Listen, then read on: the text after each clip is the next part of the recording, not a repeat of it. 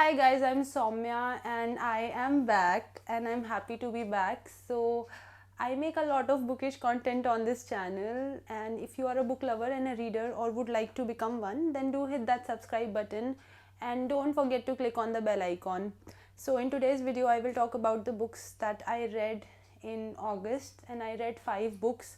I actually was going to read at least 8 books in August, but then I fell sick, so I had to leave those 3 books midway.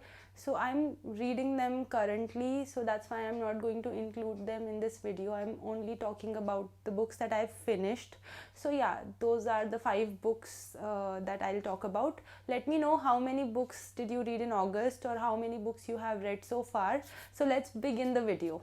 The first one is Essays in Love by Elaine de Botton. If you look at the title of this book, Essays, makes it sound like it's non-fiction, but it's actually a novel.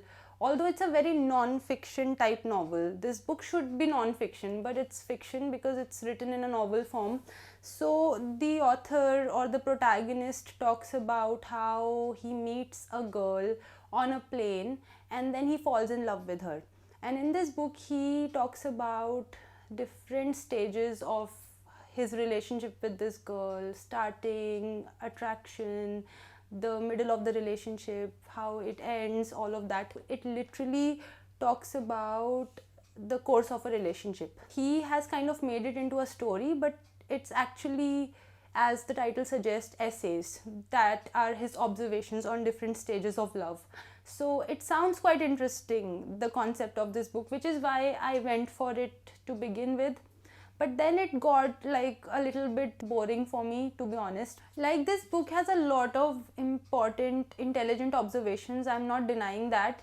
But the thing is, I kind of already knew all these things because I wasn't born yesterday. I mean, I don't mean to say that this is not a well written book, it's actually quite intelligent. These things didn't seem like I was reading something brand new or nothing. It just seemed like information that I already possess.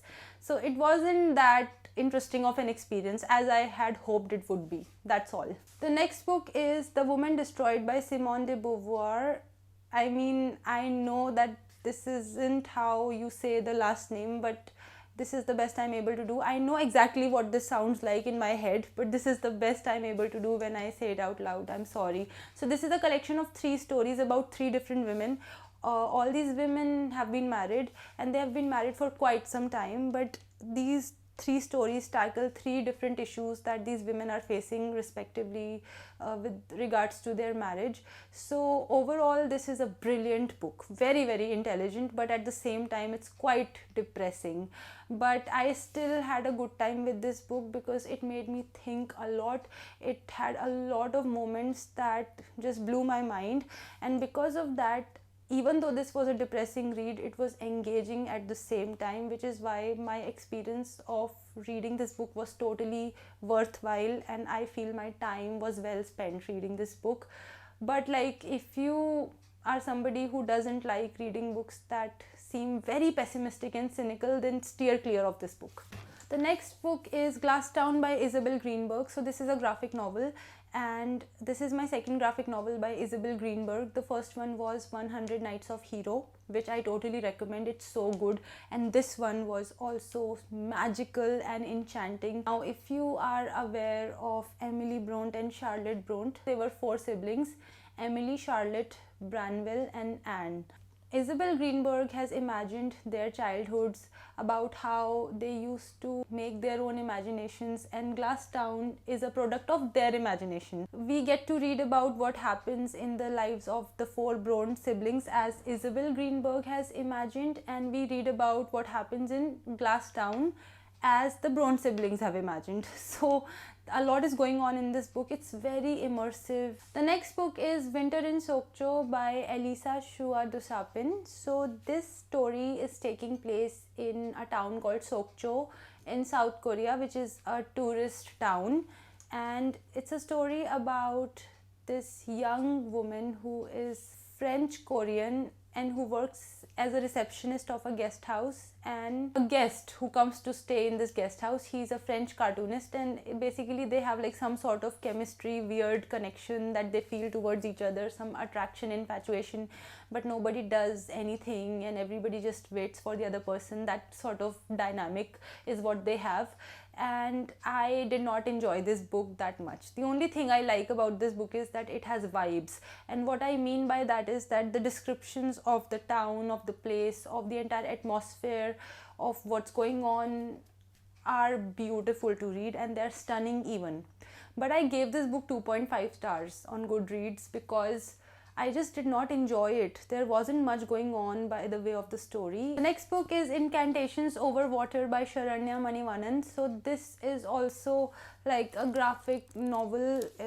It has a lot of text, but it has a lot of very beautiful illustrations, and as you can see, the pages are all dark blue to, I think, give the impression of being underwater. Why? Because this book is essentially about mermaid folklore. How interesting and how different is that? This story has been narrated by a mermaid named Ela, who lives in Kaladi Lagoon, and she lives in the waters of this lagoon, and she talks about mermaids from different parts of the world. She also talks about issues that plague the human world, and she talks about mermaid folklore.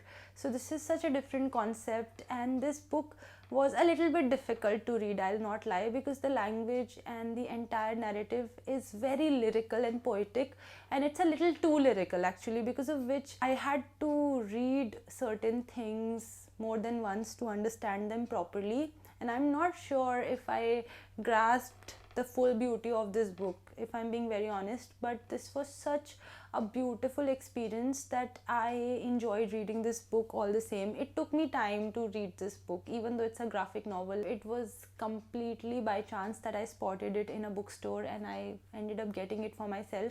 So that's it. Those were the 5 books that I read in August 2023. I hope you liked watching this video. If you want to connect with me on my social media, the links are in the description box. I will see you in my next video. Till then, bye bye, take care and stay safe.